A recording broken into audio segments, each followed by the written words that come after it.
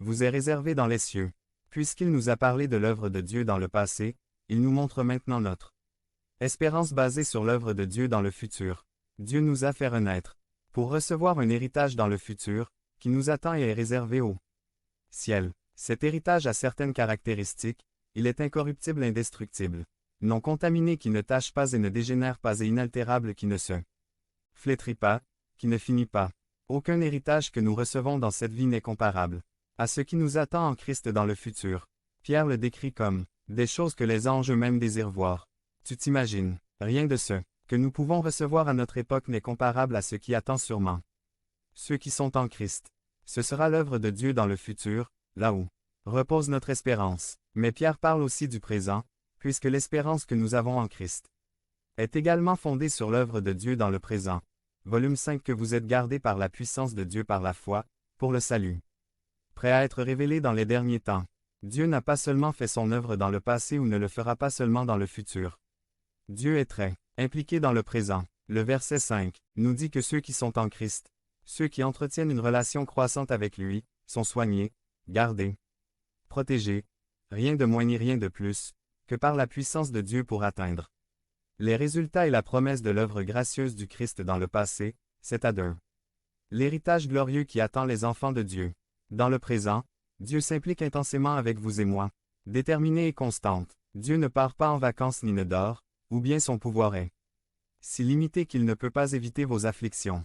Dieu vous protège de manière décisive, afin que vous puissiez obtenir l'héritage que Jésus-Christ vous a garanti par son œuvre de salut. Ainsi, lorsque vous voyez vos afflictions à la lumière de l'espérance sur en Christ qui est fondée non pas sur un fondement fragile et temporaire, mais sur l'apostrophe œuvre même de Dieu dans le passé, le présent et le futur, alors vous pouvez être joyeux.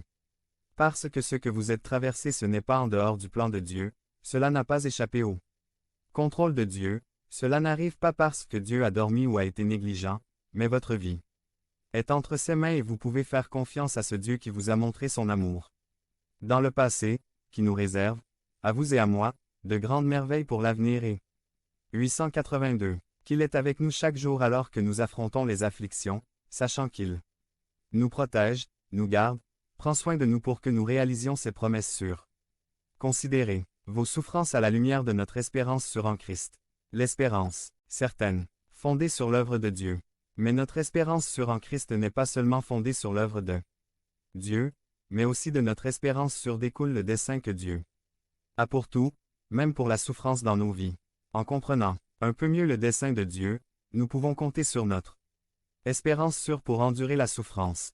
Revenons au verset 6. Ce dont vous vous réjouissez, même si maintenant, pour un petit moment, s'il le faut, vous serez affligés dans diverses épreuves.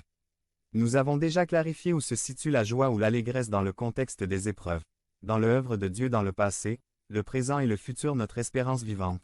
Mais ce verset nous parle maintenant d'une autre réalité à laquelle nous sommes également confrontés et qui affecte notre perspective sur la vie, l'affliction, la souffrance, les épreuves. On nous dit que les épreuves nous affligent, qu'elles provoquent de la douleur, que la souffrance est réelle. Le christianisme ne consiste pas à prétendre que la souffrance n'est pas réelle. Dieu n'a pas promis que nous ne souffririons pas dans cette vie. Au contraire, il prévoyait que ce serait une réalité commune et quotidienne. Être chrétien ne signifie pas que vous êtes exempt de souffrance. Ce que la foi chrétienne nous offre, c'est une nouvelle interprétation de la souffrance et une force spirituelle